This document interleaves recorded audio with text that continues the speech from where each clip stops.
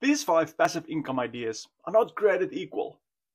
I tested all of them an entire year, and let me tell you, some were total game changers, and others were straight up time traps.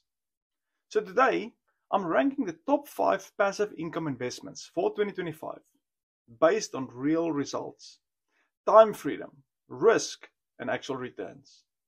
By the end, you'll know exactly which ones is worth your time and which ones to skip, at least from my opinion. Let's jump into it. When I first started looking for passive income, I made the same mistake most people do. I searched best passive income ideas on YouTube. And what popped up? Hundreds of videos promising $10,000 a month doing nothing. Spoiler alert, 99% of them were just not true. So I decided to run my own experiment. I picked 5 of the most popular passive income investments: real estate rentals, dividend stocks, REITs or real estate investment trusts, peer-to-peer lending, and real estate notes, and tested them for 12 months. I tracked every dollar, every headache, and every surprise along the way. Some of them made me money. Some of them made me question the life choices. So here is how they really stacked up, from worst to best in my experience. Alright, let's start with the safe one, dividend stock in place number 5. You buy shares in the big, stable companies. Companies like Coca-Cola, Apple, Johnson & Johnson, and they pay you dividends every quarter. It sounds like a dream. You own part of the company and get paid for doing nothing. So I built a small dividend portfolio and thought, this is it. I'm officially an investor. But then the first payment came in. My $10,000 portfolio paid me $33. $33. I remember laughing out loud, and it didn't even cover my grocery delivery fee. Now, to be fair, dividend stocks do work long term. They compound over time. You can reinvest dividends, and some companies have been paying out for 50 years straight. But unless you've got serious capital, maybe 200,000 or more, you won't feel it month to month. It's more of a wealth preservation play, not a cash flow strategy. And when markets drop, so does your portfolio, even if the dividends keeps coming. So, safe? Yes. Exciting? Not even close in my opinion. Dividend stocks land at number 5. Now, on to the other passive income, rental properties in place number 4. This one is being hyped for decades. Buy a house, let someone else pay the mortgage, and boom, passive income. So I bought a small single-family rental just outside of town. Great neighborhood, solid rent, good tenants. For the first few months, everything went fine.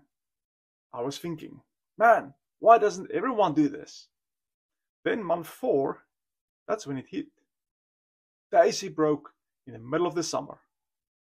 $2,200 repair bill. Then the tenant's dog chewed through the deck railing. Then the homeowner association sent me a letter because my tenant didn't mow the lawn. I thought, wait, this is not passive income.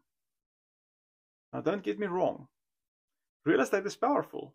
It's built equity. You get tax deductions, and over the long term, value usually goes up. But passive? No, not at all.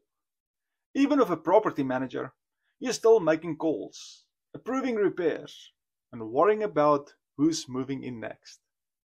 You know, one of my friends even joked and say, it's called mailbox money because all your bills come to the same mailbox. That line stuck with me. So yes, rentals can make you rich, but they rarely give you freedom. That's why real estate rentals, for me, sit at number 4. So, now we're getting to a little bit more hands-off. In the third place, I have REITs, or real estate investment trusts. Those are basically real estate stocks. You buy shares in a company that owns property like apartments, office buildings, data centers, and they pay you dividends from the rental income. I invested in a mix of REITs last year, and honestly, it was one of the easiest things I've ever done. You didn't have to call a tenant, fix a roof, or worrying about maintenance. I just got paid. Returns, however, were sort of around 6, 5, 6, maybe 7% in some cases, and some months even more. But here's the trade-off. When the stock market dips, REITs dip too, even if the actual properties are doing fine. It's like owning real estate with emotional baggage, because every time the market freaks out, so does your portfolio. That said, for anyone who wants real estate exposure without the headaches, REITs are a solid middle ground. Simple, liquid, and easy to manage. So REITs earned the number 3 spot for me. Next up, I have peer-to-peer lending. Now this one is interesting. It's kind of wild. That's why I put it at number 2. Peer-to-peer lending is where you become the bank. You lend money to individuals or small businesses, and they pay you back with interest. When I first started, I thought, this is perfect. I get paid like a bank without owning one. I spread 5,000 across dozens of small loans. At first, it was great. The payments came in like clockwork. I was hooked. Then month number 5 came around. 3 borrowers defaulted at once. One completely ghosted the platform. Another sent an email saying, I'll catch up soon, which I've learned is code for never. It was like dating someone who promised they'll change, but they never do. Now, to be fair, my overall return after a year was a solid about 8%. But the emotional roller coaster is not my favorite. Peer-to-peer lending can be great if you diversify across hundreds of loans and use reputable platforms. But for most investors, it's a bit too unpredictable. Still, I give it credit. It really does pay off if managed right. So peer-to-peer lending takes the number 2 spot. Solid returns, but a bit too bumpy for total freedom. And now, the gold medal. The number 1 spot, and my favorite investment of all time, is real estate notes. And for those who are not familiar with the term, notes, it's also referred to as mortgage notes, private lending, or sometimes it's just simply the outcome of a seller financing deal, where a mortgage and note is created. This one changed everything for me. Here's the simple version.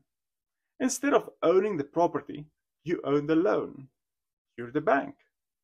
The borrower pays you every month, and the loan is backed by the property. So if they ever stop paying, you still have a secured asset behind it. It's like being the landlord and the boss, without the 2 a.m. calls. I bought my first note from a small investor who wanted to cash out early. The borrower was consistent. The property value was strong, and the payment hit like clockwork every month. And that was it. No maintenance, no chasing rent, no surprise expenses. It felt weird at first because I wasn't doing anything, but the money showed up every month anyway. That's when it clicked. This is what passive income is supposed to feel like. I average about 9% returns completely hands-off. And because it's backed by real estate, the risk is balanced. Once you understand how to find and buy good notes, it's one of the few investments that truly gives you cash flow, security, and most important, time freedom. For me, that's the trifecta. That's why real estate notes, in my books, earned the number 1 spot hands down.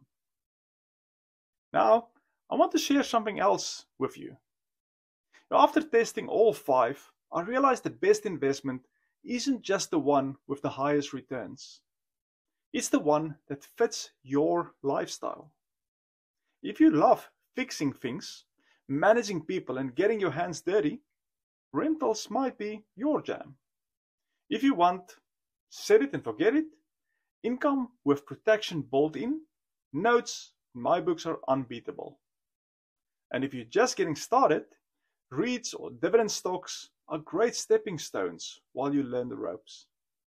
But whatever you do, avoid anything that feels like a get-rich-quick scheme. If it promises you'll get rich by Friday, it's probably a lesson in disguise. So let's break it down one more time. In number 5, I had dividend stocks, safe but painfully slow. Number 4 was real estate rentals, profitable but not passive. Number 3 was real estate investment trusts, easy but tied to market swings.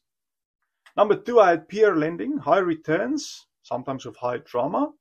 And in the number 1 spot, I had real estate notes, balanced, secure, and actually passive. Now, if you want to learn exactly how note investing works, step by step, I've got a free, about 10-minute video that walks you through it. How to find notes, how to evaluate them, and what returns to look like. The link is below. It's totally free, and I'll show you how to earn consistent income like a bank, without tenants, stress, or surprise repairs. Thanks for watching. If this was helpful, please hit that like button, drop a comment with your favorite passive income ideas, and subscribe for more smart money strategies that actually work. I'll see you in the next video, but until then, stay focused and go and live your dream.